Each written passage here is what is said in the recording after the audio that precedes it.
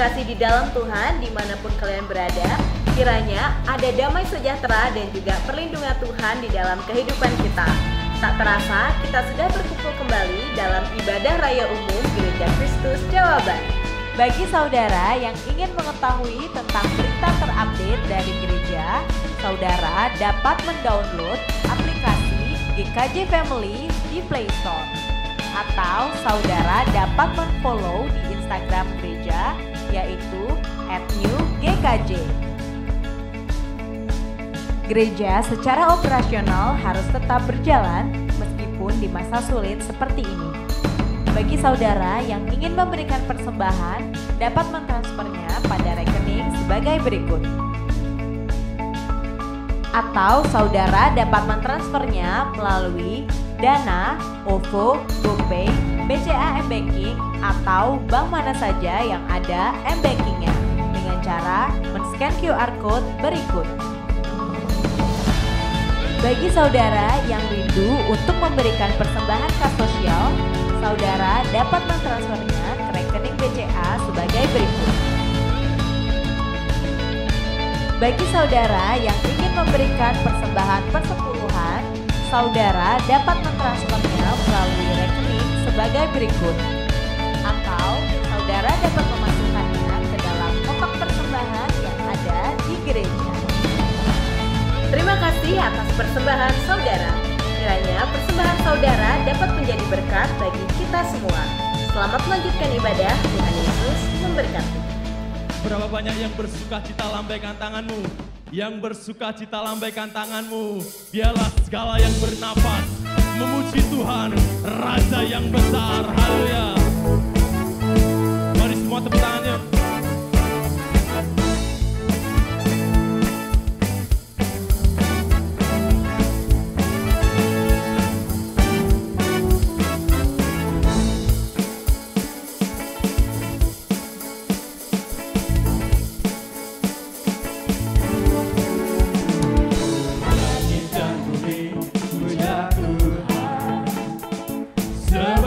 Ciptakan semuanya, keagungannya mengatasi langit bumi, sembah sujud di hadapannya.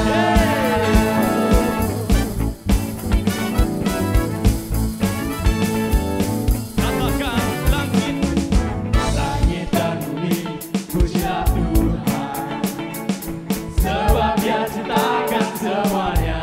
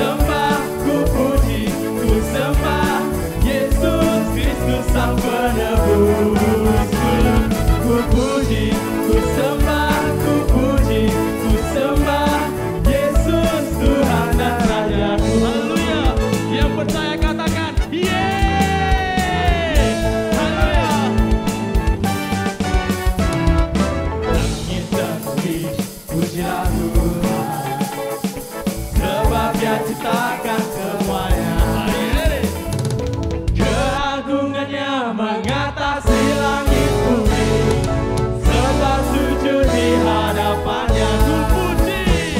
Ku puji, ku sembah, ku puji, ku sembah Yesus Kristus Sang Penebusku. Ku puji, ku sembah, ku puji, ku sembah Yesus. Sekali lagi, ku puji.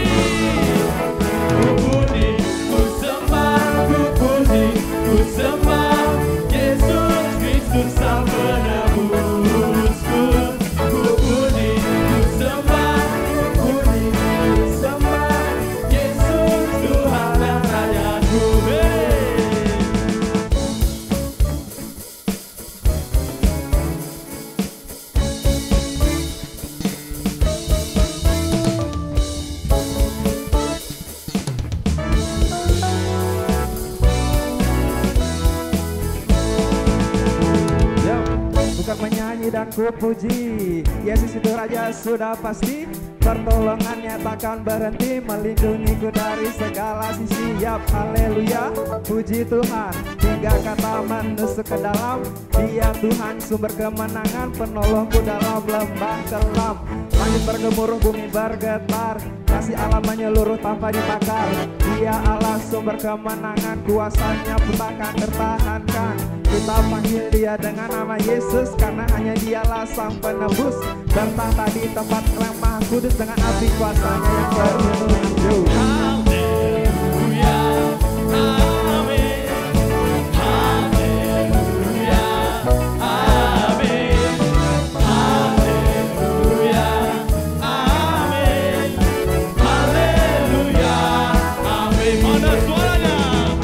Haleluya, amin. Haleluya, amin. Haleluya, amin. Haleluya. Saya mau dengar semua katakan. Haleluya, amin. Haleluya, amin. Haleluya, amin. Haleluya. Mari sama-sama. Hey. Haleluya, amin. Haleluya, amin. Haleluya, amin. Haleluya, amin. Haleluya, amin. Haleluya, amin.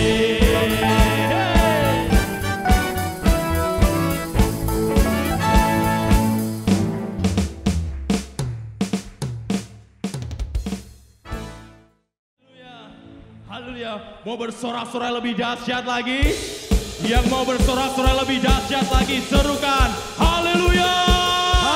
Lebih dahsyat lagi, haleluya. Yesus, Dia Raja yang besar. Hey.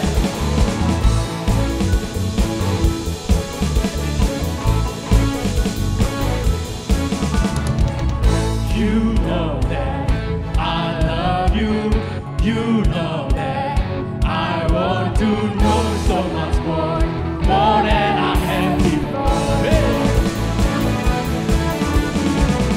These words are from my heart. These words are not made up only for you. I am devoted to you. Hey. Semua tepuk tangan yuk. In your majesty, I have one desire, just to be with you, my Lord. Just to be with you, my Lord. 1, 2, 3. Jesus, you are Savior for my soul. And forever and ever I give my praises to you.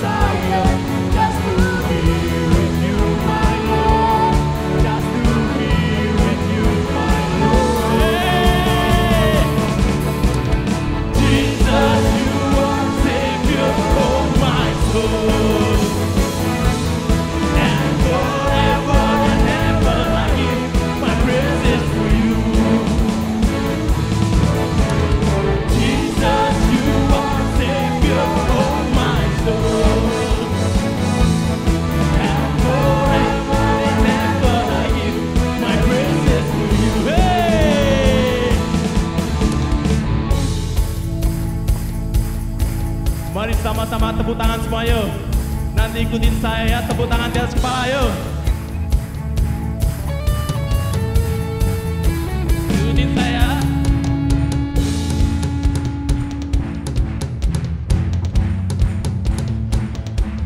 King of Majesty. Semua yuk. I have one desire, just to be with you, my Lord. Just to semua. King of Majesty. King of Majesty.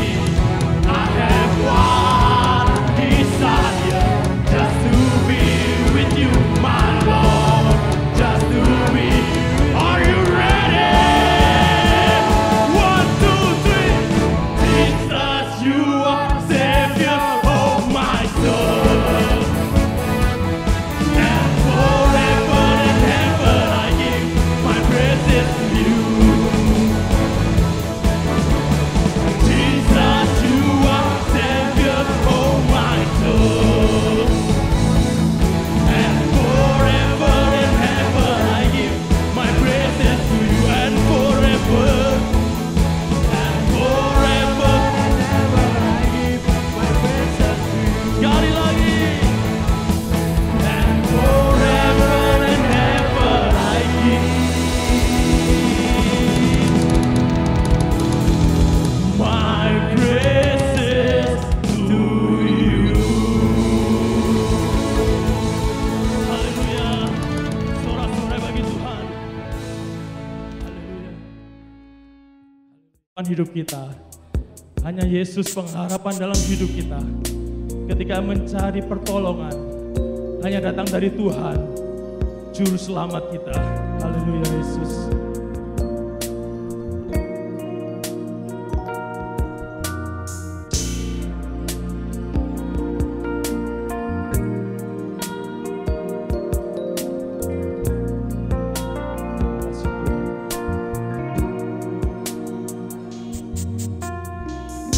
Kemanakah kami mencari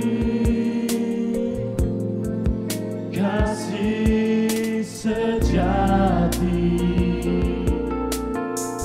Kemanakah kami berseru saat badai datang menderu? Yang kami tahu hanya Kau yang mampu pulihkan segala sesuatu. Kemanakah kami mencari kasih sejati? Kemanakah kami berseru saat badai datang menderu? Yang kami tahu hanya Kau yang mampu pulihkan segala sesuatu.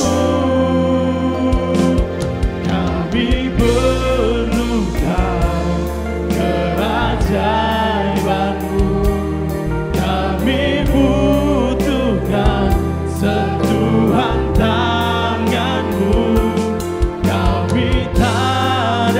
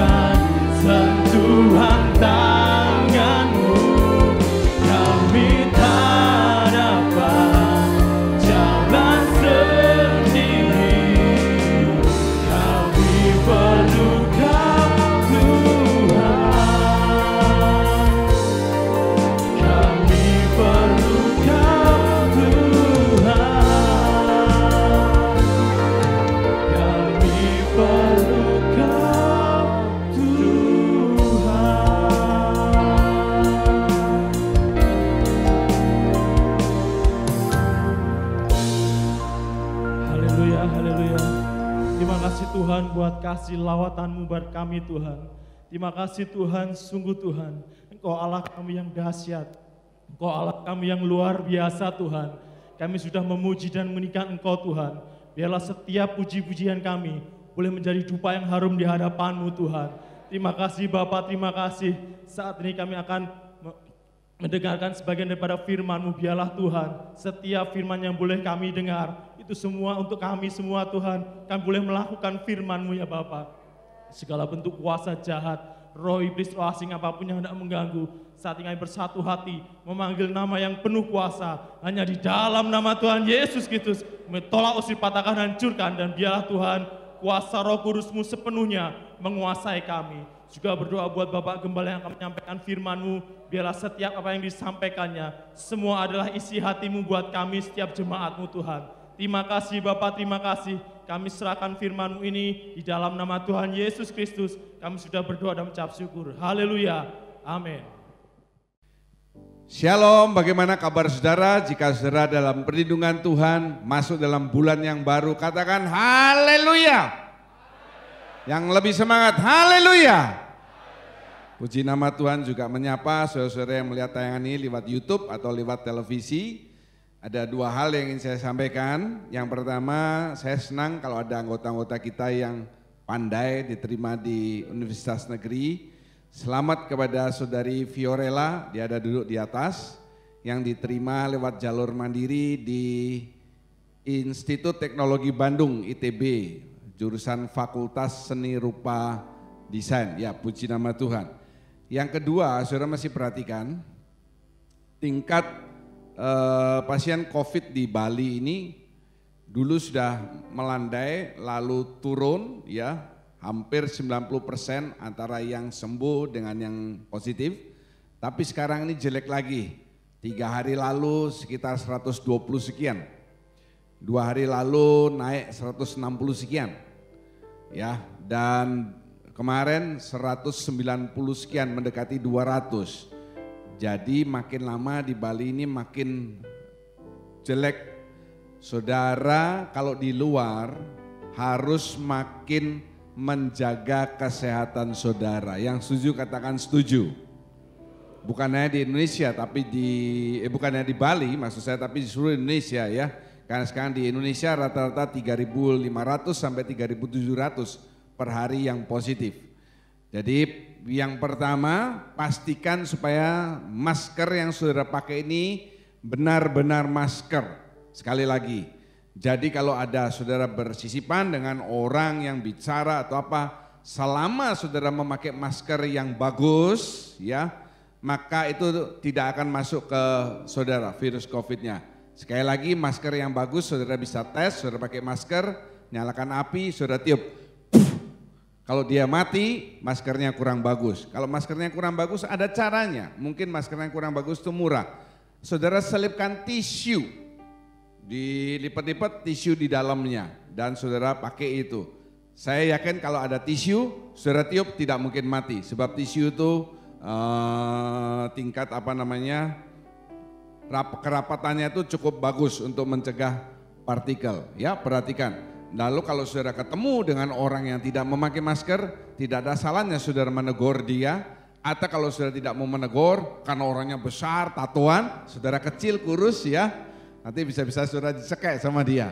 Saudara menghindar, minggir, biarkan dia lewat atau dia omong-omong. Karena kalau saya perhatikan banyak sekali di pasar, di supermarket, itu orang-orang tidak memakai masker dan bicara seenaknya sendiri. Merasa dirinya sehat. Yang penting saudara harus jaga kesehatan di luar sana supaya kalau misalnya saudara tertular, jangan nanti lalu gereja. Oh, gara-gara saya minggu ke gereja lalu saya kena penyakit corona. Jangan begitu. Saudara mesti jaga kesehatan di luar sana. Kasih tahu kiri kanan saudara, bilang, dengar itu yang dikatakan Pak Gembala. Kasih tahu kiri kanan saudara, dengar yang dikasih tahu Pak Gembala ya. Puji nama Tuhan. Tidak terasa kita sudah masuk bulan yang baru, bulan yang ke-9. Karena kalau perekonomian, kalau tingkat COVID ini makin banyak di Bali, maka negara-negara luar itu belum memperbolehkan warganya untuk datang ke Bali. Ya, meskipun 15 September mau dibuka untuk wisatawan asing, tapi pemerintah Australia, pemerintah yang lain juga banyak yang belum mengizinkan warganya ke Indonesia, ke Pulau Bali. Karena apa? Indonesia ini negara terburuk keempat dalam penanganan COVID. Ya, saya tidak bilang haleluya. Saudara, tema khotbah saya kali ini, mari kita baca bersama-sama dengan suara yang keras. 2, 3. Menghadapi ketidakadilan, ya. Menghadapi ketidakadilan. Bagaimana kalau saudara mengalami ketidakadilan dalam kehidupan ini? Bicara soal ketidakadilan itu, tidak ada satu negara, satu tempat yang dapat dikatakan paling adil, tidak bisa. Meskipun negara Amerika Serikat yang begitu luar biasa, keras hukumnya, tetap saja ada ketidakadilan. Saudara kan melihat di Amerika itu bolak-balik terjadi masalah tentang rasis. Bukannya di Amerika, di banyak negara di barat sana juga bicara rasis itu hal yang utama.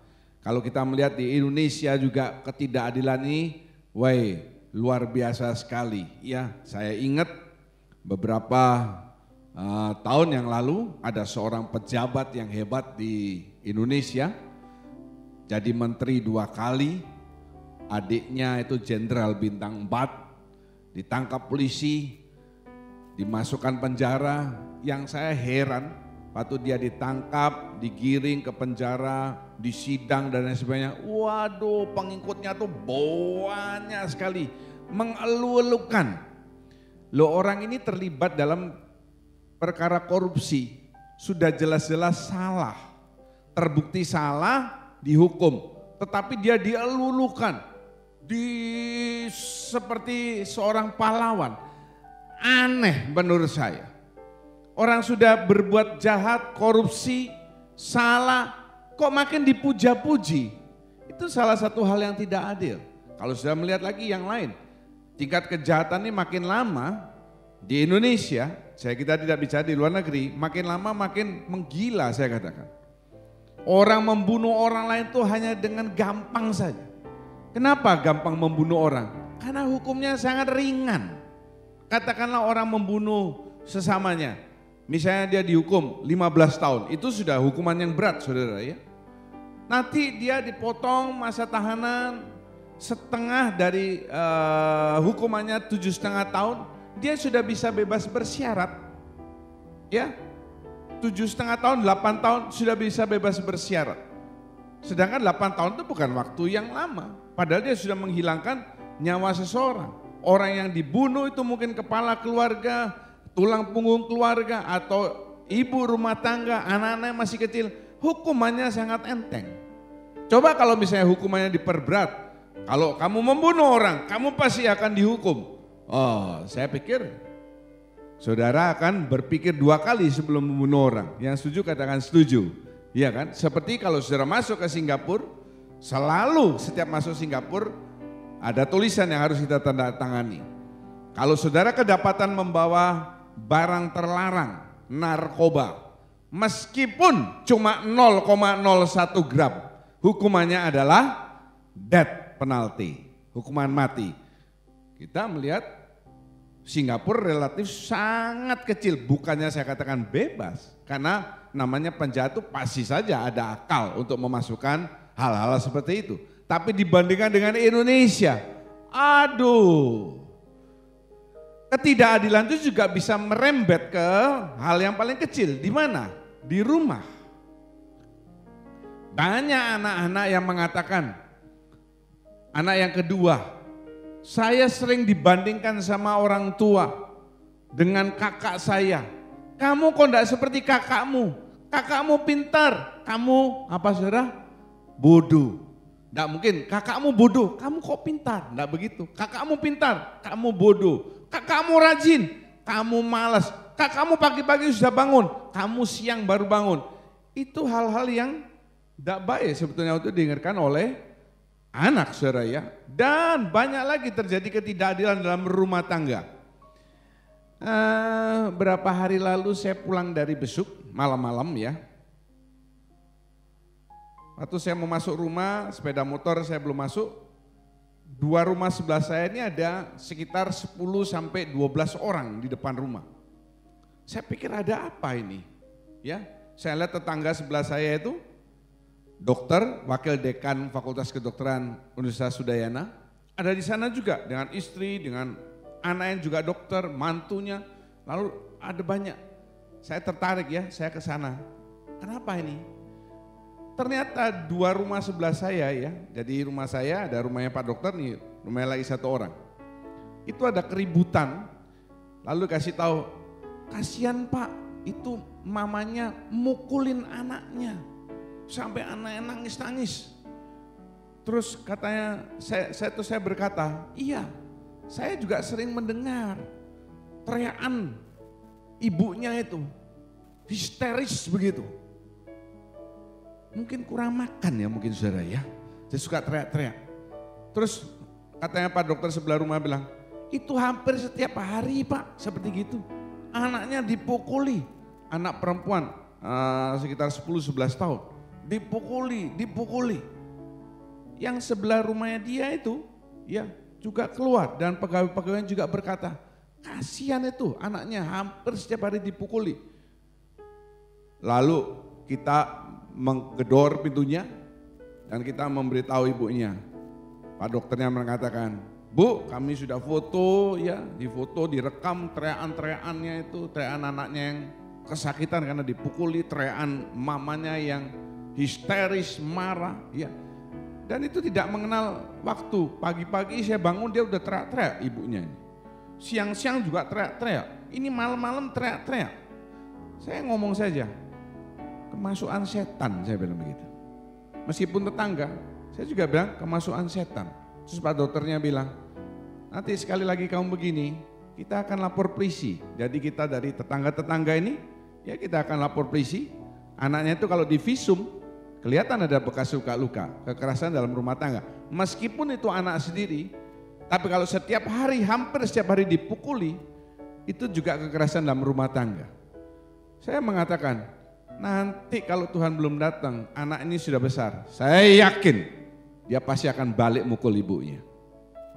Ini ketidakadilan. Dan saudara sebagai orang tua Kristiani, apalagi anggota Gereja Kristus Jawaban, jangan suka nyiksa anak saudara. Kalau salah dipukul boleh.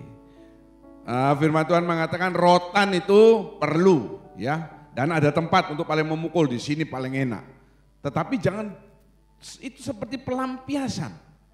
Coba saudara lihat kiri kanan saudara. Kira-kira tampang-tampang itu suka menyiksa anaknya enggak kalau di rumah? Coba lihat ya. Anggota Gereja Kristus Jawaban semuanya luar biasa. Enggak berani jawab ya. Apalagi Henok bulu-bulu takut dia. Anggota Gereja Kristus Jawaban orang tuanya itu luar biasa. Haleluya. Yang atas enggak ada orang tua. Yang atas tuh orang sangat tua.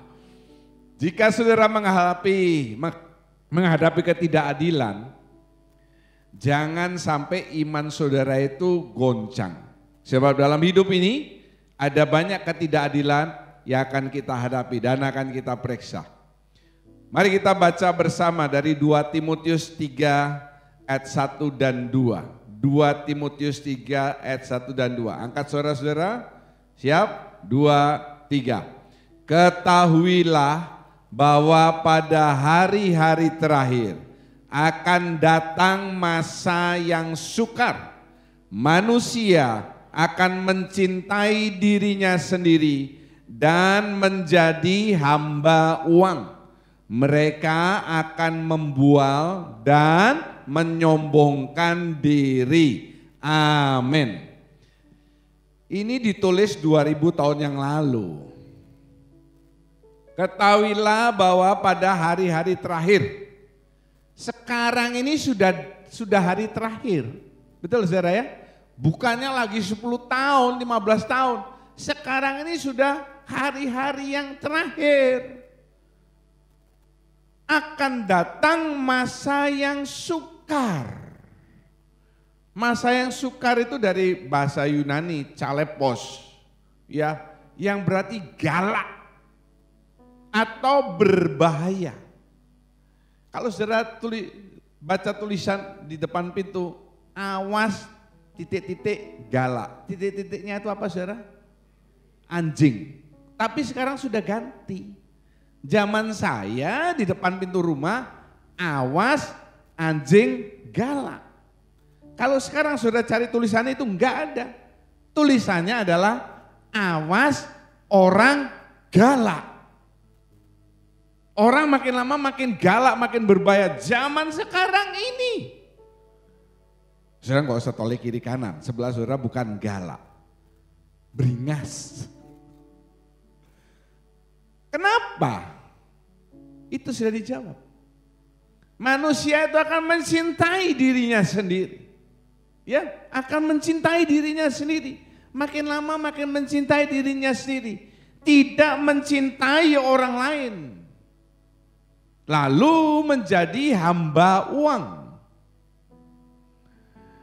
Saya gembira 2 minggu berturut-turut ya. Minggu lalu saya sudah saksikan, minggu ini saya besuk, saya kasih tahu dan saya lewat firman Tuhan saya katakan.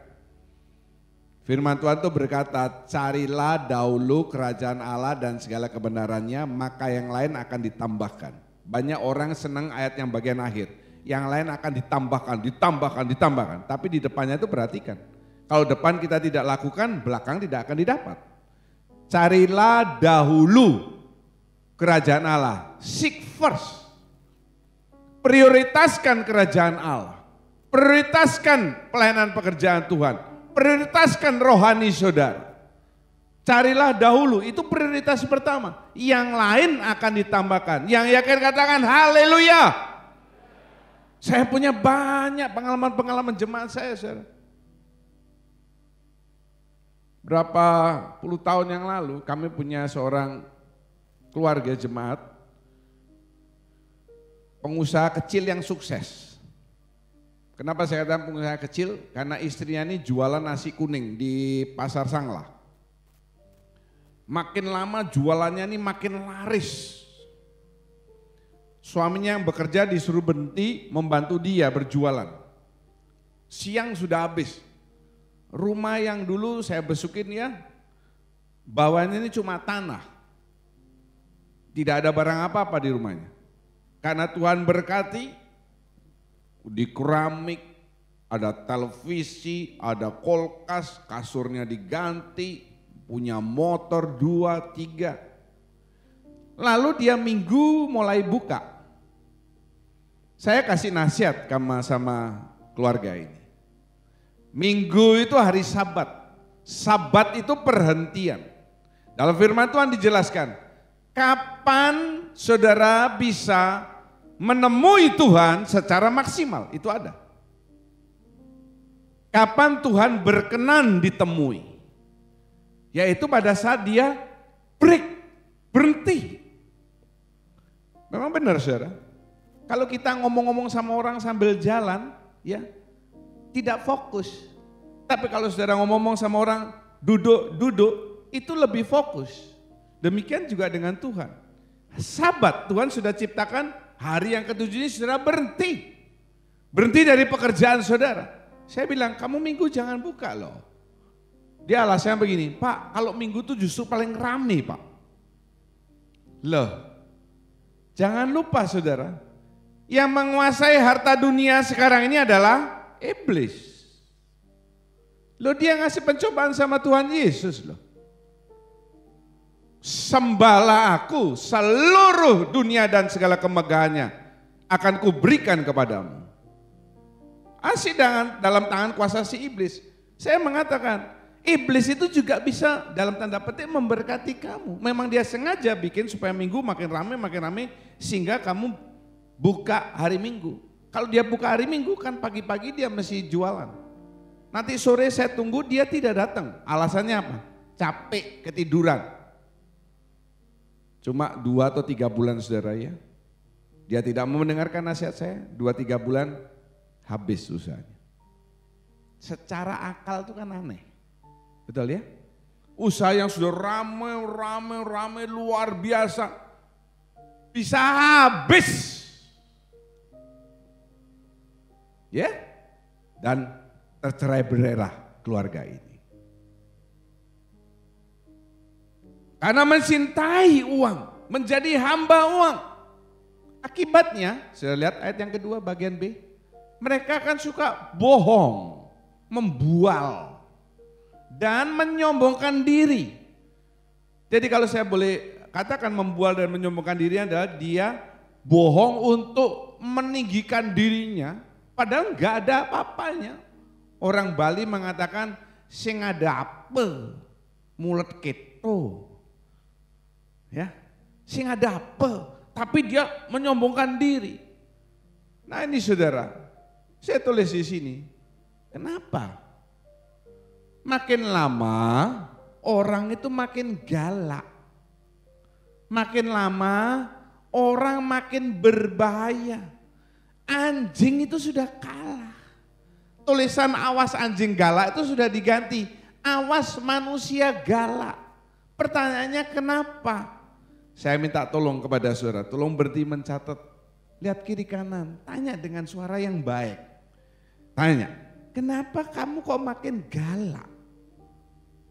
Kalau itu suami saudara atau istri saudara, pas sudah. Ya, kenapa kamu makin galak? Makin hilang kesabaran. Kita hidup bermasyarakat itu harus tenggang rasa. Ya, saya punya dapat cerita dari anggota saya. Ada seorang bapak marah-marah sama tetangga di depan rumahnya. Alasannya itu, ini anggota kita yang marah-marah. Marah-marah sama bapak di depan rumahnya sama-sama tua. Ya. Kenapa anjingmu kok setiap hari buang kotoran di depan rumah saya? Marah-marah dia. Kamu atur dong anjingnya itu, jangan buang kotoran di depan rumah saya. Lalu bapak di depan rumah itu menjawab dengan enteng. Ya bapak aja yang ngasih tahu anjing saya. Atau di depan rumah bapak dikasih tulisan, dilarang buang air besar di sini. Namanya anjing kan suka-sukanya dia. Ya. Saya kasih nasihat anggota kita. Sudah enggak usah galak-galak. Kalau misalnya kamu enggak senang sama anjing itu, tinggal kamu keprok dan kamu makan. Suruh Pak Fendi yang ngolah. Jadilah RW rica-rica luar biasa. Tambah bumbunya Pak Berce, ya. Sudah pas sudah kolaborasi antara Pak Berce Prang dengan Pak Fendi. Jadilah RW yang luar biasa. Pak Pendeta kok kasih nasihat itu? Enggak, saudara. Ya. Loh, saya jadi ingat dengan pengalaman saya. Tetangga saya yang sebelah kiri itu warung Bu Koko, ya, punya anjing-anjing kecil. Anehnya anjing-anjingnya tuh senang buang kotoran di mana? Depan rumah saya, saudara. Gila nggak itu, saudara? Ya, senang buang kotoran di depan rumah saya. Mungkin dikira, wah ini rumahnya adem, ini rumahnya Pak Pendeta, buang kotoran di sini. Tapi ya biarin aja, masa saya terus ambil kotorannya, taruh di rumahnya. Jangan saudara makin lama makin membiasakan sifat galak, di rumah juga begitu. Jangan sampai istri itu ngomong, kenapa suamiku tuh makin lama makin galak. Suaminya berkata, kenapa kok istriku makin lama makin galak. Saudara kalau anjing galak atau berbahaya, caranya itu gampang untuk meredam. Mulutnya dikasih istilahnya itu brongos. Saudara pernah lihat itu? Ya, nutup moncongnya anjingnya. Prak. Jadi dia nggak bisa gigit, nggak bisa apa. Lah nanti kalau saudara terlalu galak, bagaimana kalau mulut saudara dikasih brongos itu? Tapi sekarang kelihatannya saudara sudah mulai membiasakan diri di brongos. Pakai apa saudara? Masker itu mencegah untuk saudara tidak banyak ngomong. Diredam sedikit mulutnya. Ya.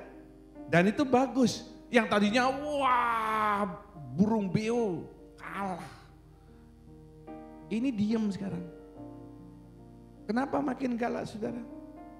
Ayat 2 tadi mengatakan kan, mencintai dirinya sendiri, ya, lalu jadi hamba uang, lalu dia menyombongkan diri. Kalau saya boleh rangkum, itu cuma jadi satu kata, egois. Katakan bersama dengan suara yang keras, egois. Karena manusia makin lama makin egois. Kalau orang makin egois, apa yang akan terjadi? Terjadi ketidakadilan. Contoh-contoh ya, maaf kalau saya menyinggung. Kan sudah banyak kasus. Rombongan motor besar, Harley Davidson. Ya, motor besar dengan motor tua itu beda, saudara. Ada himpunan motor tua, HMT, itu motor-motor tua yang besar-besar tapi motor tua, itu bisa kemungkinan mogok di tengah jalan. Kalau Harley Davidson itu minimal 300 juta harganya. Saya punya teman yang dulu main gitar SOP yang datang itu, dia penjual Harley Davidson. Dia pernah jual sampai 800 juta. Lewat jalan tol. Lah kan enggak boleh sebetulnya motor lewat jalan tol. Betul ya? Nanti sekalian dia suruh naik sepeda lewat jalan tol. Kemudian rombongan Harley Davidson, lampu merah, terjang, menabrak orang di sini, di sana. Kenapa, saudara? Ego. Dia kayaknya gagah. Ya, jadi saya sarankan saudara kalau cuma naik motor Matic, gak usahlah terlalu banyak gaya. Naik motornya Matic, wih kakinya buka lebar begini. Ya, pakai ikat kepala, pakai helm tengkorak, pakai sabuk tengkorak, ya padahal badannya kayak tengkorak, saudara. Pakai sepatu boot, pakai baju kutung, ya sehingga akarnya kelihatan semua. Lalu, wow gini, padahal Matic atau yang pak. Makin egois. Kalau egois tidak adil, yang lemah ini harus minggir karena ini rombongan motor besar, nyerempet orang, nabrak dan lain sebagainya. Tidak jarang di antara mereka kecelakaan mati, siapa yang aktor pertama meninggal itu kan karena dilindas temannya sendiri. Jadi ketimbang saudara punya uang, misalnya saudara mau beli motor besar, saya sarankan lebih baik saudara ganti dengan trik saja ya. Lebih enak, lebih aman. Nah ini karena egois. Kalau orang egois makin lama makin terjadi tidak adil. Dan saya katakan penyebab utamanya adalah ya ini, congkak atau sombong. Ada pepatah yang bagus saudara ya, saudara tidak usah catat ini. Ini tidak keluar di bahan kersel kok saudara. Orang sombong itu ibarat dia berdiri di atas gunung, dia di atas gunung, dia melihat orang lain itu kecil, wah kecil. Dia nggak sadar, orang lain yang melihat dia di atas gunung juga kelihatan apa saudara? Kecil. Dia merasa di atas gunung, wah yang lain kecil. Dia nggak sadar, orang lain lihat dia juga apa? Kecil. Ini tandanya orang yang congkak, orang yang sombong. Ayo kita katakan bersama, pegang dada saudara, katakan demikian di awal khotbah. Saya tidak mau menjadi orang yang sombong. Lebih keras lagi, saya tidak boleh menjadi orang yang sombong. Iya, makin sudah diberkati oleh Tuhan, saudara harus makin merendahkan hati. Tidak usah repot-repot. Kan dari kecil sudah diajari, padi makin berisi, makin apa? Menunduk, itu otomatis. Dia nggak ada bulernya, nggak ada isinya. Berdiri tegak begini, kalau sudah mulai ada isinya, ya otomatis kan. Demikian juga dengan orang, harusnya makin diberkati oleh Tuhan, makin tahu bahwa semua itu berasal dari Tuhan. Kita ini bukan pemilik, hanya pengguna. Amin. Amin. Kalau pemilik, semuanya untuk aku, semua untuk aku, semua untuk aku. Nanti saudara bisa menyebabkan ketidakadilan terhadap sekeliling saudara. Firman Tuhan saya periode ini diambil dari kitab Mazmur pasal yang ke-10. 2 Timotius itu tadi cuma ayat membuka. Dari Mazmur pasal yang ke-10. Coba kita baca bersama ayat yang kedua. Mari dengan Ibu Rika. Mazmur 10 ayat yang kedua. 2, 3. Karena congkak, orang fasik giat memburu orang yang tertindas. Ya. Ayat yang kedua dari pemazmur pasal yang ke-10 mengatakan, karena congkak orang fasik giat memburu orang yang tertindas. Ini sudah jelas tidak adil. Loh, ini orang sudah tertindas loh. Kok masih ditekan.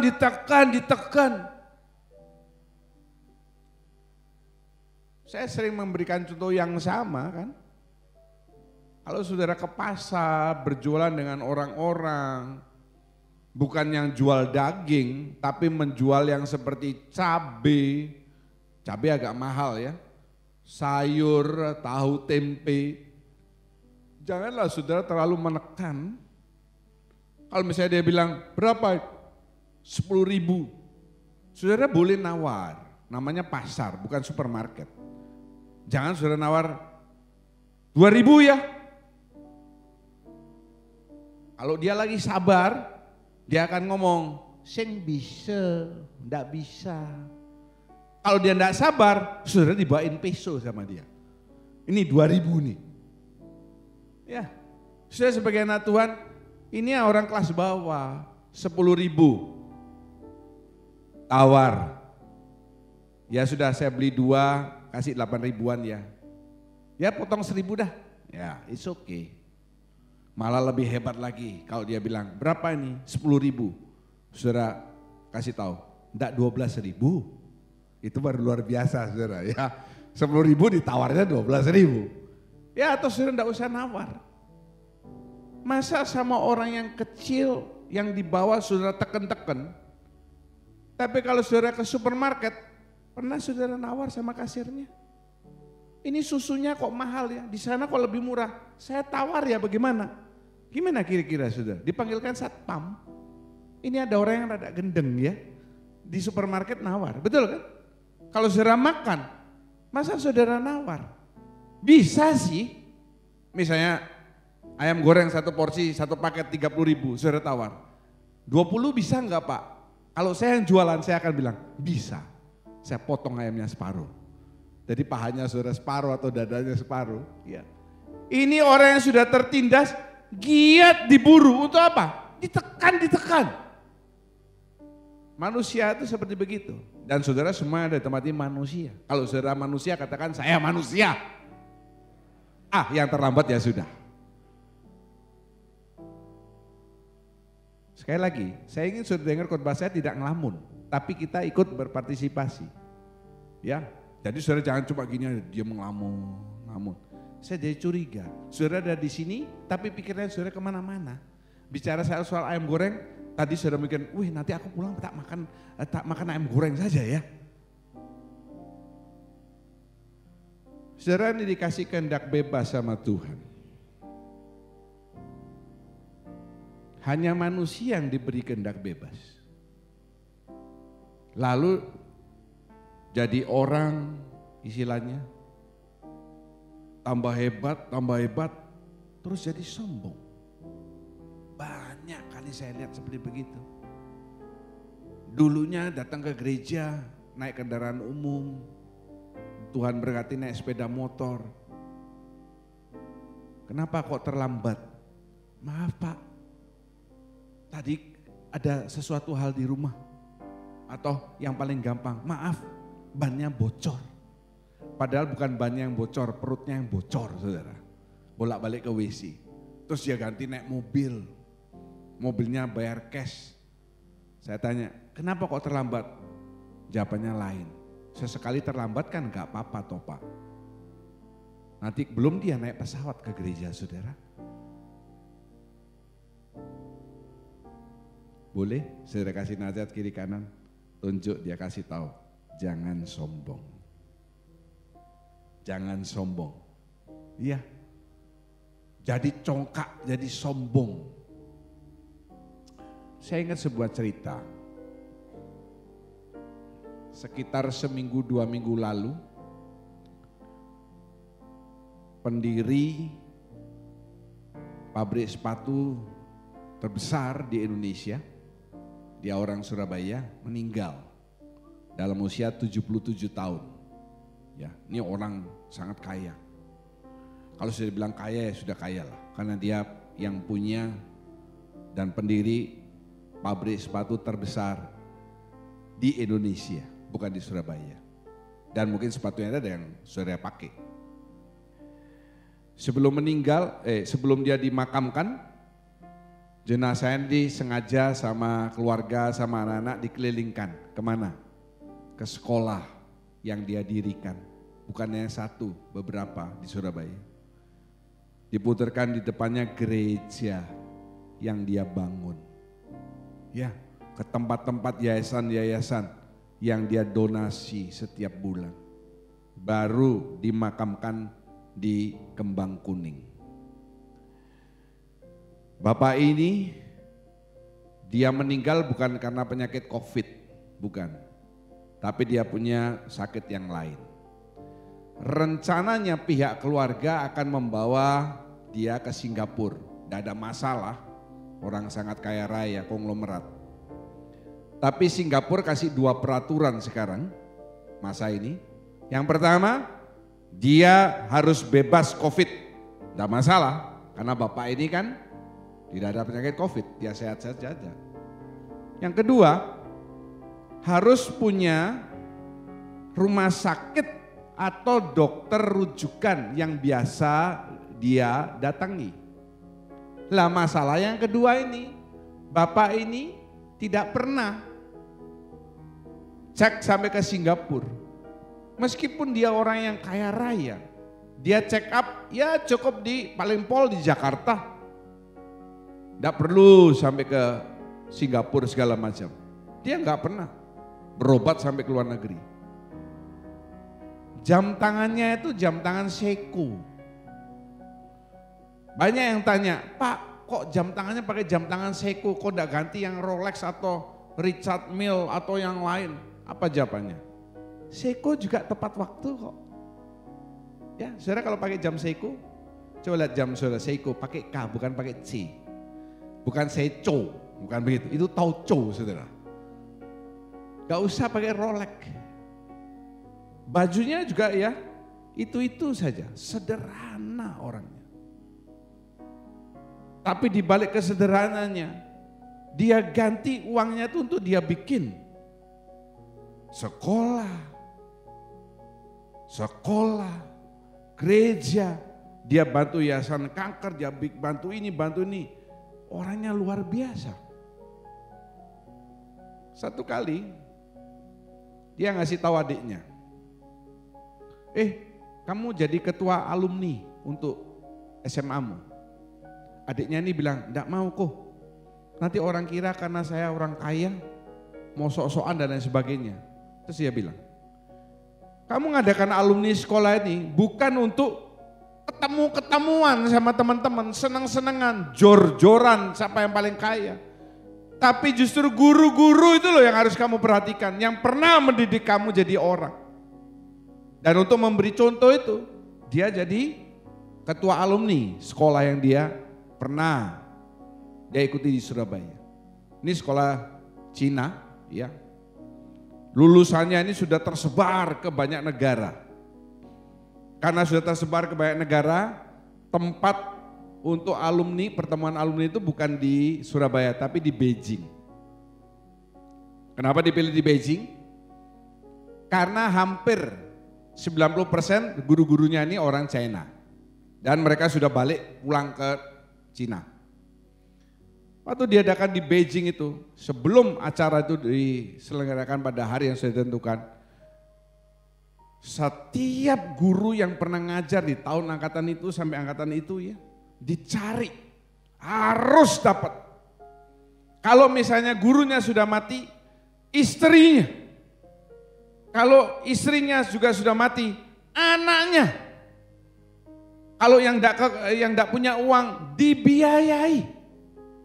Semua guru-guru itu diundang datang, ditaruh di hotel, transportasi, hotel, makan, semua dibiayai. Dan pada saat pelaksanaan acara reuni alumni ini bukan untuk mereka hura-hura jor-joran, tetapi orang-orang ini dimobilisasi untuk ganti memberi sesuatu kepada guru yang pernah mengajar. Dan memang betul semuanya ada. Yang sudah meninggal ada isinya sudah meninggal ada anaknya, yang mampu gurunya, tapi sudah tua-tua semua. Dan pulangnya mereka dikasih amplop yang cukup-cukup tebal. Adiknya ini melihat, oke, tahun depan dia menjadi ketua alumni SMA Saint Louis di Surabaya, itu terkenal. Ya, dan dia juga mengadakan sama seperti kokonya ini. Semua guru-guru itu harus dicari, harus ada. Reuni ini bukan untuk senang-senang, tetapi untuk sebagai tanda terima kasih buat para guru yang sudah mendidik mereka. Hotel, transportasi, semua ditanggung. Dan pulangnya mereka dikasih amplop yang bukan tipis, tebal-tebal. Hal ini dipandang baik. Tahun depan SMA Saint Louis itu mengadakan alumni reuni juga. Ketuanya itu Hari Tanusudibyo, bos MNC Group, konglomerat orang kaya di Indonesia. Dan dia mengadakan hal yang sama. Bapak yang meninggal ini, akhirnya dia meninggal karena tidak bisa dibawa ke Singapura. Ini sangat membekas di hati orang-orangnya. Karyawannya semua bilang sederhana. Kalau dia datang ke perusahaannya bukan hanya satu, bukan hanya di Surabaya tapi di beberapa tempat. Dia tidak makan di ruangannya dia, tidak makan di ruangan manajer. Dia makan di ruangan makan untuk karyawan kelas bawah. Luar biasa. Jadi waktu bapak ini meninggal, ada tulisan yang mengatakan, dia tidak hanya meninggalkan 2 gading, tapi berpuluh-puluh gading. Ya, silakan saudara kalau nggak ngerti, saudara putar lagi, cari tahu artinya. Tidak hanya meninggalkan 2 gading, tetapi berpuluh-puluh gading yang berguna untuk bagi banyak orang. Saudara, satu kali kita semua kaya, miskin, pandai, bodoh akan menghadapi yang namanya kematian. Kalau saudara di situ, lalu kan dikunjungi orang-orang, gimana kesannya mereka? Oh, mati juga toh kamu ya?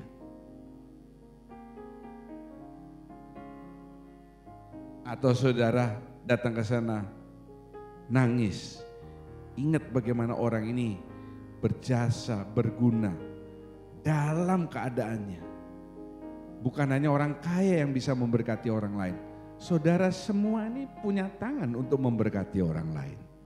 Yang setuju katakan amin dong. Amin. Pak, dalam keadaan sulit begini kok kami bisa memberkati orang lain, bagaimana Pak? Untuk makan saja saya mesti menjual barang. Bahkan kalau bisa saya jual diri saya, tapi nggak laku-laku. Kalau memberi dalam kelebihan saudara, itu nggak ada apa-apanya. Kalau memberi dalam kekurangan saudara, itu baru luar biasa. Amin. Nabi Elia, waktu dia habis memotong, waktu melawan nabi-nabi Baal, dia suruh orang cari apa? Cari apa?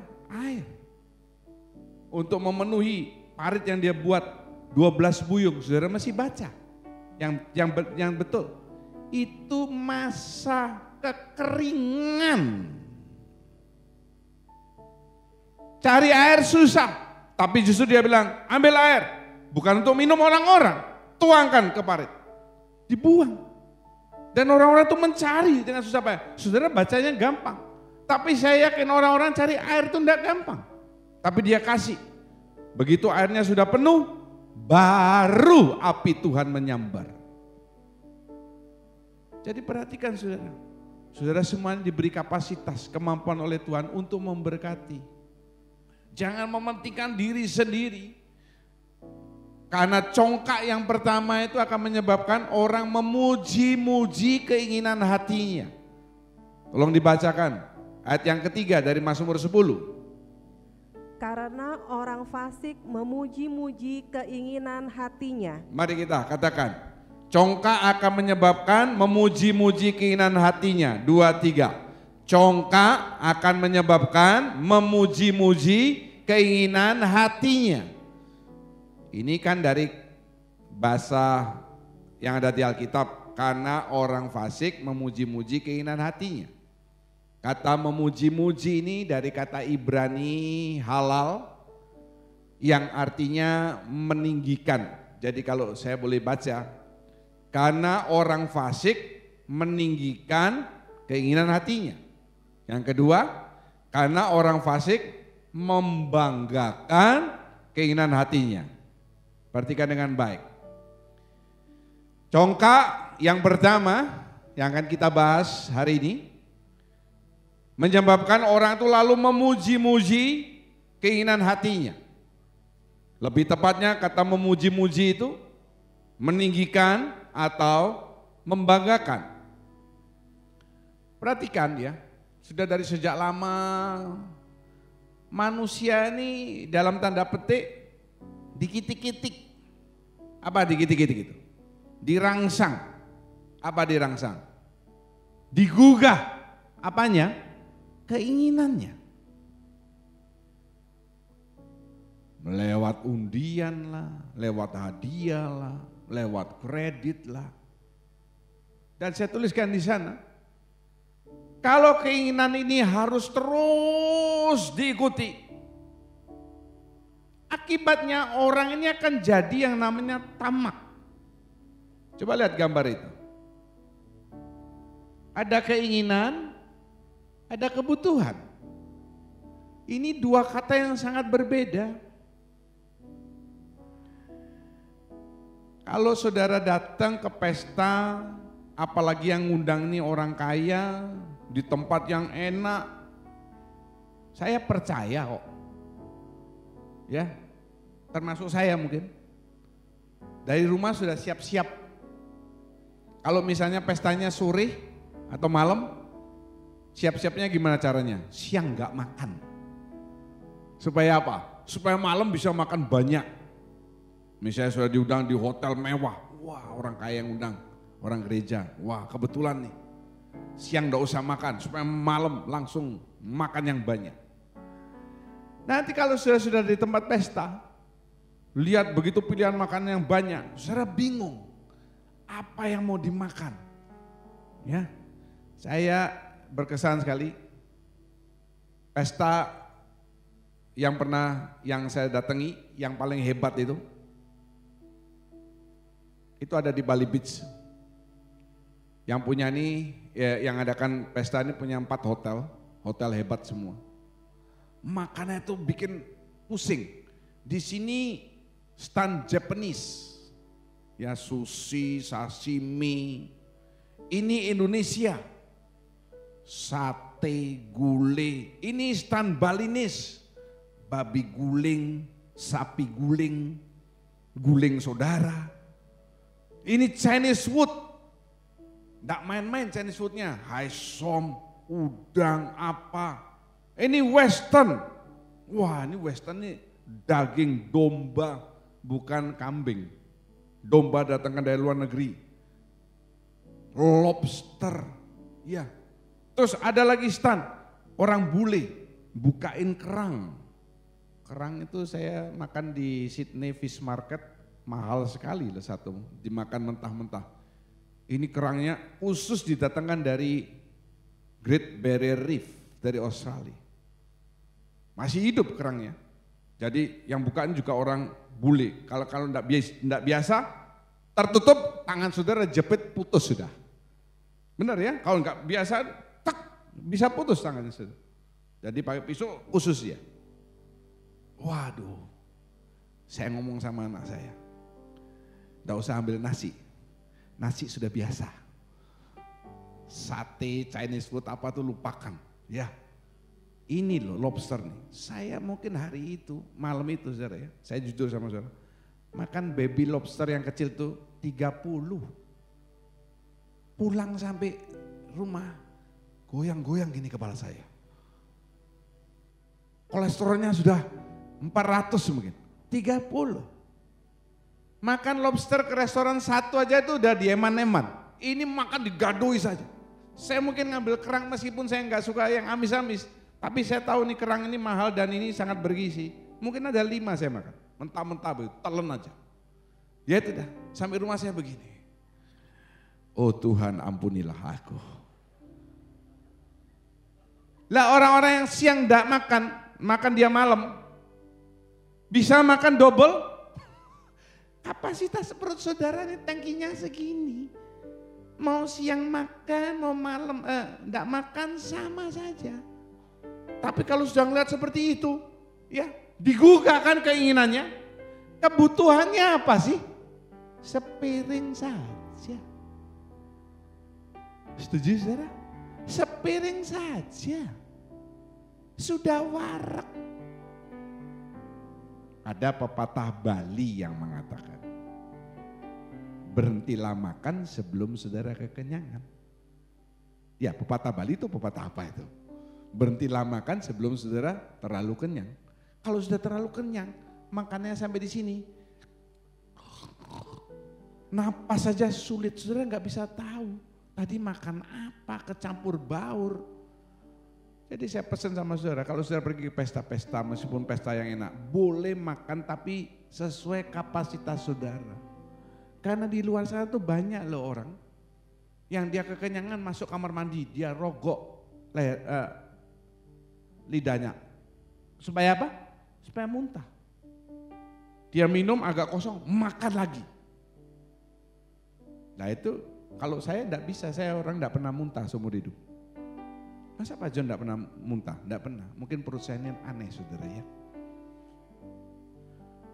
Zaman saya dulu masih kecil, SMP, SMA ada. Kalau ngumpulkan di balik tutup botol Sprite atau Fanta itu kan ada. Bisa dibuka. Masih ingat saudara? Nanti ada tulisan motor. Itu dapat motor. Ya, buka televisi. Lah saya ini kepingin. Jadi kalau siang pulang sekolah tuh sama teman saya jalan kemana saudara? Ke restoran, depot. Untuk apa? Untuk ngambilin bekas tutup botol. Bikin malu enggak saudara? Saudara jangan cita-cita sama orang-orang loh ya. Yang saudara dengar di televisi atau di YouTube, simpan untuk diri saudara sendiri.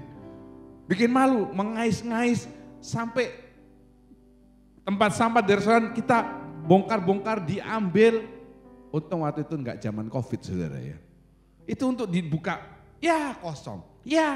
Wih dapat. Padahal paling pol, saya ingat sekali, paling pol saya dapat apa? Selamat Anda mendapat pasta gigi. Gak tahu mau nukarnya di mana ada pasta gigi. Terus kalau saya ada di bank, rekening di bank cuma di bawah 1 juta. Tapi sudah mau pindahkan, wih bank ini ada undiannya. Undiannya nanti dapat ini, wih ini bank dapat ini. Aduh, kredit juga. Hanya dengan 10.000 per hari TV ini menjadi milik saudara. Dikurangi 1, 9.999. Wih murah, 9.000 per hari. Hitung 1 bulan berapa? 300.000. Itu kredit berapa tahun? 3 tahun. Kalau 300.000, 1 tahun 3.600.000, 3 tahun sudah jadi 11 juta sekian. Padahal TV itu kalau dibayar cash harganya cuma berapa? 3 juta. Tapi saudara tergiur karena apa? Wih cuma 10.000 per hari, enteng ini. Pertama enteng, nanti lewat 1 tahun entengnya jadi abot. Karena apa? Keinginan itu digugah terus. Sudah punya tempat tidur, mau ganti tempat tidur yang lebih besar. Sudah tempat tidurnya lebih besar, mau ganti lagi. Tempat tidur kalau ditiduri bisa goyang-goyang begini. Bentul begini. Ya, bisa enggak? Saya ke toko tempat tidur yang begitu saya tidur, langsung tidur. Itu saya beli berapapun harganya, karena sulit tidur. Saya lihat di jalan tuh banyak ya, orang cuma beralaskan karton, tidur. Ngantuk, enak tidurnya capek. Saudara yang kasurnya empuk mentul-mentul, kan ada kasur air, betul ya? Kasur air. Saya pernah ke Jakarta dulu sama mami saya. Yang menerima kami di rumah itu punya kasur air. Wah, saya pikir enak nih. Begitu saya naik, saya bingung, goyang. Kayak saya berpikir begini, saya ini di Jakarta atau di kapalnya Nabi Nuh ini. Turun saya, kenapa? Di kapalnya Nabi Nuh banyak dinosaurusnya. Ya saudara-saudara, tidur enak. Tamak ini berbahaya. Karena apa? Tamak itu akar dari segala kejahatan. Coba sebelum kita mencatat, ayo kita baca bersama-sama. Sudah dengan Ibu Rika. 1 Timotius 6 ayat 10. Omong dengan suara yang keras. 2, 3. Karena akar segala kejahatan ialah cinta uang. Sebab oleh memburu uanglah beberapa orang telah menyimpang dari iman dan menyiksa dirinya dengan berbagai-bagai duka. Amin. Saya mau tanya lebih dahulu. Uang itu perlu nggak saudara? Yang atas. Perlu uang? Mau uang? Ambil di dompet sendiri. Tapi di sini firman Tuhan mengatakan apa? Cinta uang. Karena cinta diburu. Lihat orang-orang yang cinta sama sepeda. Sekarang goes itu kalau cuma di daerahnya itu enggak seru.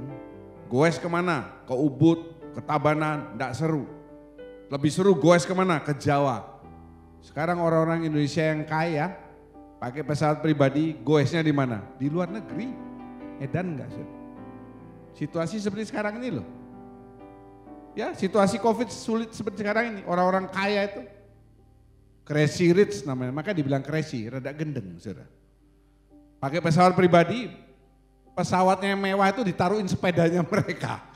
Lalu mereka pergi ke Thailand, ke mana, ke Australia untuk goes di sana. Memburu uang, memburu karena cinta dia buru, kolektor. Kalau sudah senang sama perangko atau sama apa, sama sepatu atau sama apa, diburu kemanapun juga. Karena sudah gila sama uang, diburu juga.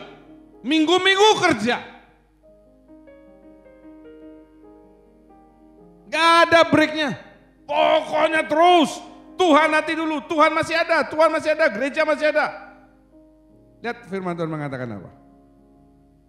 Imannya akan menyimpang. Dan dirinya itu nanti akan disiksa dengan berbagai duka. Ingat cerita saya yang tadi itu. Ini nasi kuningnya terkenal sudah di pasar itu. Siang saja sudah jam 12, jam 11 bahkan sudah habis. Lupa kok tidak ditambah, sudah ditambah sama dia. Luar biasa. Tapi bisa sekejap 2-3 bulan habis. Gak ada bekasnya. Terus tempat dia jualan itu ada yang gantikan, juga jual nasi kuning, enggak laku. Saudara. Kenapa saya tulis akar dari segala kejahatan? Karena cinta uang ini diambil dari kata Yunani pilarguria, bukan gurita, pilarguria.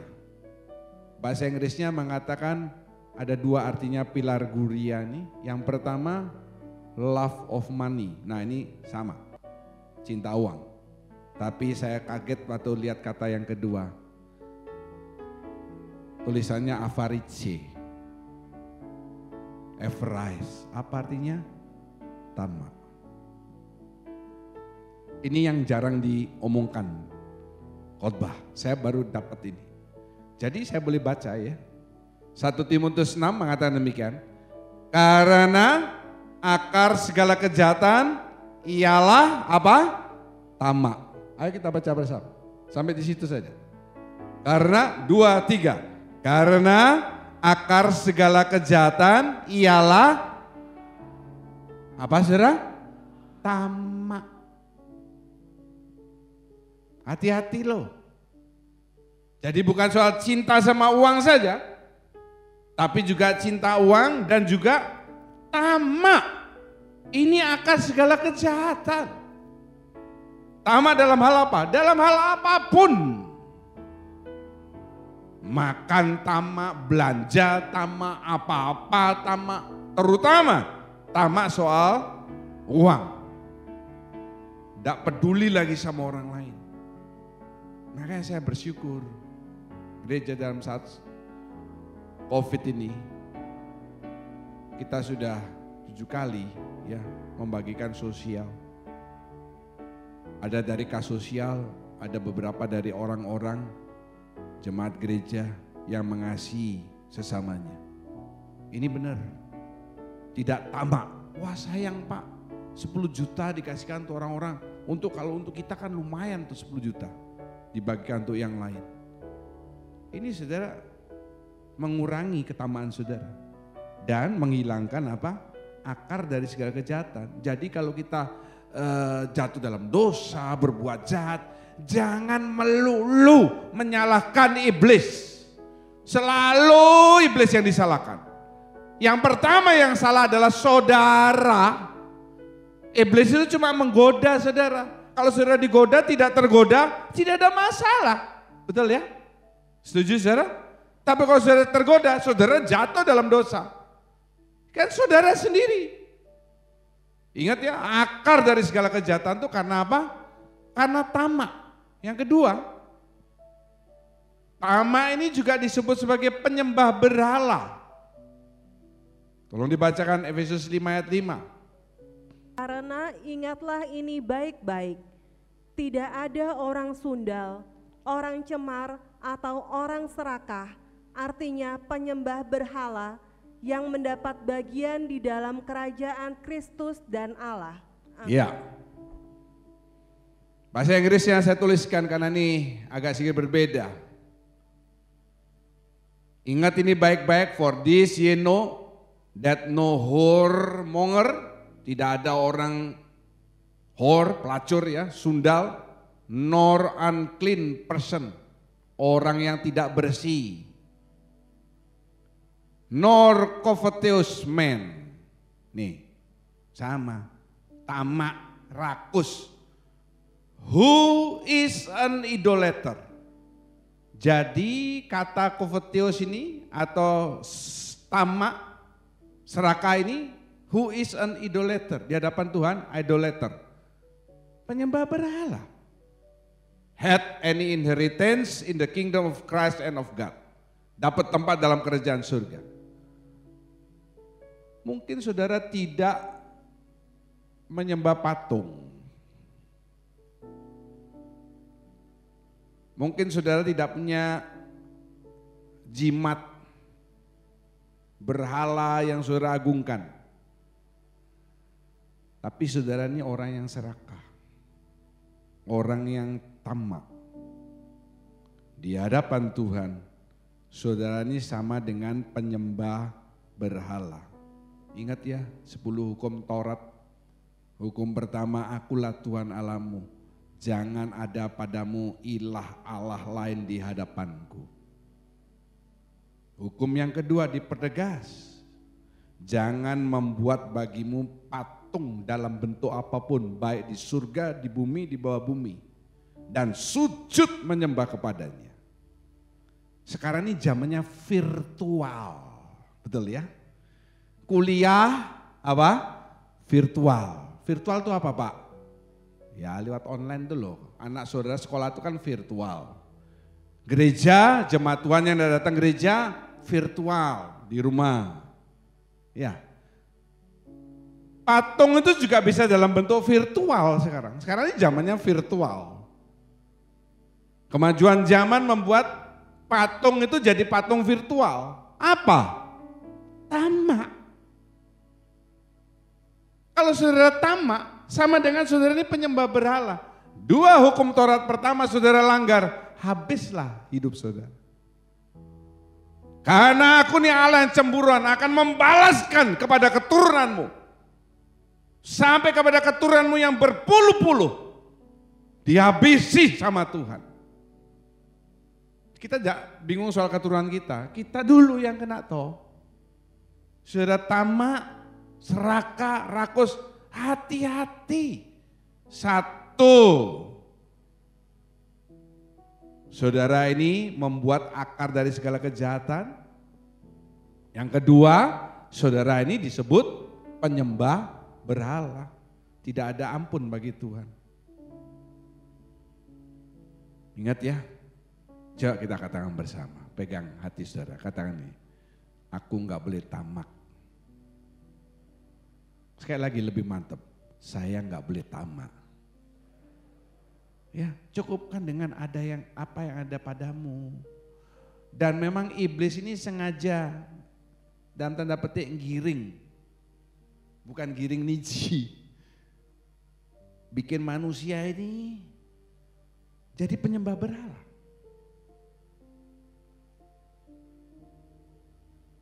Kalau sudah jadi penyembah berhala, berhala utama ini tamak, tamak ini hubungannya dengan uang, ini mamon. Tidak lagi lewat patung-patung, atau mungkin hobi, atau mungkin apa. Tapi lewat apa? Lewat ketamakan. Perhatikan yang pertama. Congkak itu akan menyebabkan saudara memuji-muji keinginan diri sendiri. Memuji-muji ini meninggikan. Iblis menggiring saudara supaya saudara terus memenuhi apa yang saudara inginkan, bukan yang saudara butuhkan. Kalau saudara butuhkan itu perlu dipenuhi.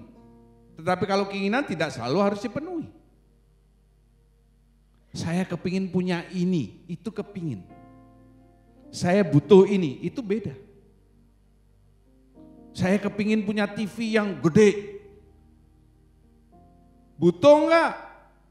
Orang rumahmu kecil, kamar kos kok TV-nya gede, gak cocok. Yang dibutuhkan televisi, ya sudah yang standar saja. Begitu. Saya butuh motor, Vario yang baru, NMAX yang baru. Lebih gede lagi X-Max yang baru. Lo orang badanmu cilik kok naik motor gede lo. Nanti nuntun aja jatuh. Tidak perlu yang baru, yang second sitaan tapi masih bagus, it's okay, itu ambil. Saya dulu sudah bolak-balik ngomong seperti itu. Saudara masih punya tabungan, jangan memaksakan diri kredit terlalu banyak. Benar ya? Dihantam dengan virus corona. Saudara nggak punya tabungan, habis saudara. Tinggal jual barang. Ya, saudara membeli barang-barang kredit yang tidak perlu, sekarang terasa disita. Kadang firman Tuhan disampaikan, Tuhan memberitahu untuk mengingatkan supaya saudara tetap bertahan di masa yang sulit ini. Dan supaya saudara lebih-lebih lagi berharap kepada Tuhan. Amin. Kita jangan berharap kepada wisatawan asing. Nanti kalau hotelnya enggak buka-buka, matilah aku. Loh, Tuhan itu bisa buka jalan saudara. Amin. Bisa buka jalan. Memang hotel enggak bisa buka, tetapi ada tempat lain. Itu di luar yang kita pikirkan. Tuhan bisa mengadakan buat saudara. Haleluya, puji nama Tuhan.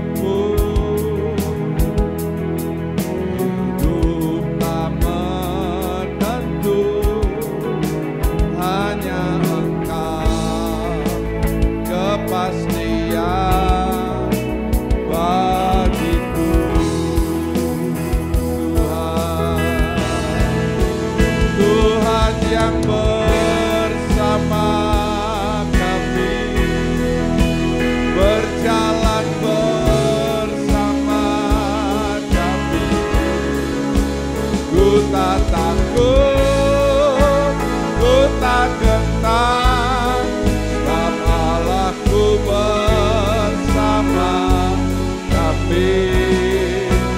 Tuhan yang bersama kami, berjalan bersama kami. Tangan-Mu yang pegang hidupku, ku yakin Kau bersama.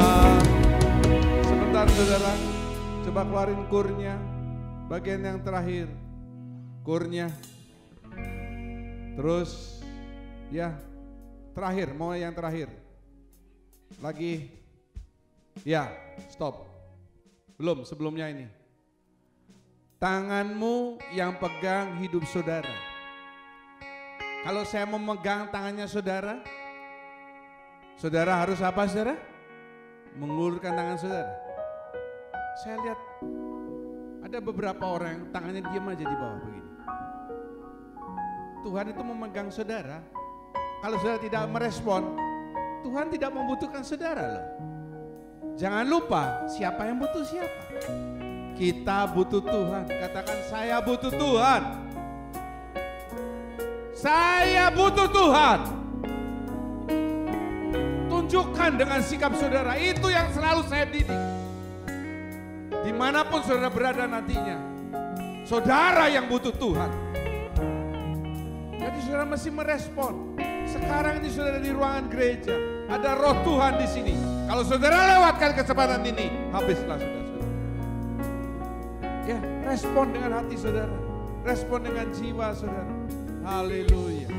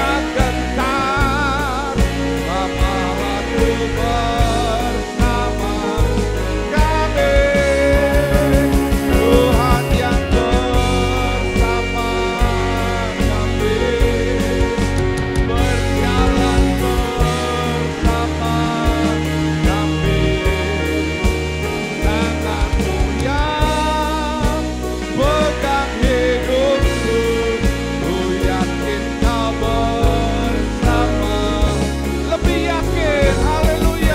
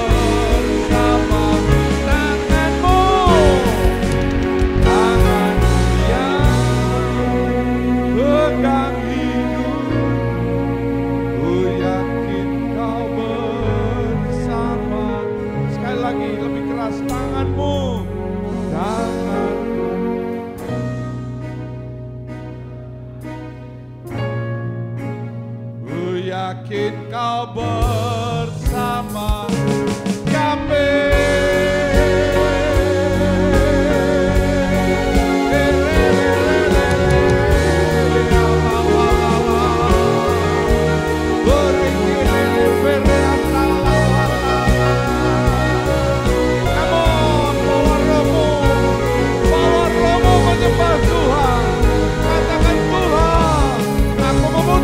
Engkau berjalan bersama aku, tanganmu memegang hidupku.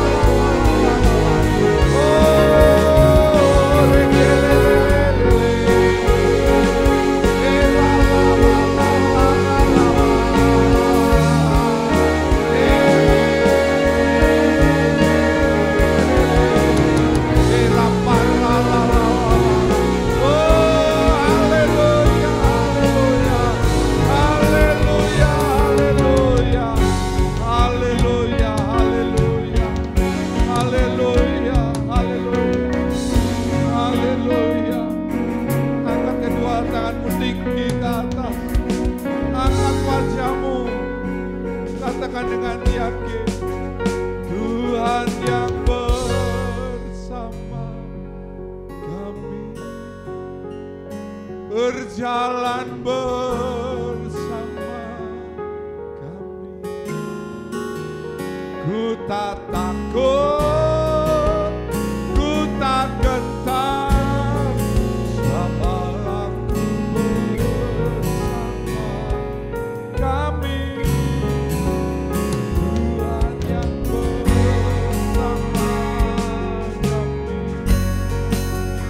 Berjalan bersama, tangan yang pegang hidup, yakin kau bersama. Apa melihat tangan-tangan yang terangkat ini, dia membutuhkan jamahan tanganmu. Kalau Tuhan yang berjalan bersama kami bukannya kami yang takut terhadap keadaan sekeliling, tetapi keadaan sekeliling di depan kami itulah yang harus takut kepada kami. Karena ada Allah yang hidup yang bersama dengan kami. Pegang setiap tangan anak-anakmu ini dalam kehidupan mereka, dalam kesusahan mereka. Kalau Tuhan bersama dengan engkau, Tuhan di pihakmu, tidak ada satupun yang bisa menjatuhkan engkau. Firman-Mu ya dan amin. Yang yakin katakan haleluya. Engkau tidak takut, engkau tidak gentar menghadapi bulan-bulan di depan. Karena Tuhan bersama dengan engkau. Kami pegang perkataan ini. Tuhan, jadikan kami anak-anak-Mu yang makin diberkati. Bukan makin sombong, makin congkak. Makin ingin memuaskan keinginan-keinginan hati kami. Tetapi kami boleh menjadi orang yang makin mengasihi orang lain. Khususnya keselamatan jiwa-jiwa mereka. Supaya tamak ini tidak menjadi akar dari kejahatan, segala kejahatan dalam hidup kami. Supaya kami tidak dicap sebagai penyembah berhala di hadapan Tuhan. Yang satu kali akan dibinasakan. Kikis sifat tamak di dalam hidup kami. Mari kita mengendangkan kedua tangan, mengangkat wajah dan mengatakan amin. Untuk setiap pendataan firman Tuhan yang kami yakini kebenarannya. Kami percaya pada saat ini tingkap-tingkap surga terbuka. Engkau sedang memandang kami dengan wajah kasih-Mu. Mencurahkan berkat-berkat yang kami butuhkan untuk setiap aspek kehidupan kami. Terima kasih Tuhan memberkati setiap pelayan Kemah Suci pada pagi hari ini. Tuhan memberkati kehidupan mereka. Siap tangan yang memberikan persembahan, Tuhan memberkati dalam masa yang sulit. Mereka masih mengingat pekerjaan Tuhan. Siap tangan yang memberikan persembahan kudus. Terlebih-lebih lagi Tuhan memberkati kehidupan mereka. Kami percaya berkat-Mu turun bukan kepada setiap orang, tetapi kepada setiap orang yang hidupnya benar di hadapan Tuhan. Kami akan pulang jauh dekat, lindungi, berikan kesehatan secara ekstra dalam hidup kami. Kami percaya tidak ada satupun dari kami yang datang beribadah ke gereja ini akan terkena penyakit virus corona, karena Tuhan menjaga dan melindungi kami. Terima kasih Bapa, segala puji syukur, hormat, kemuliaan dan kuasa kami tujukan dan kembalikan dalam namanya Tuhan Yesus Kristus. Kami berdoa dan mengucap syukur. Haleluya. Kiranya Engkau memberkati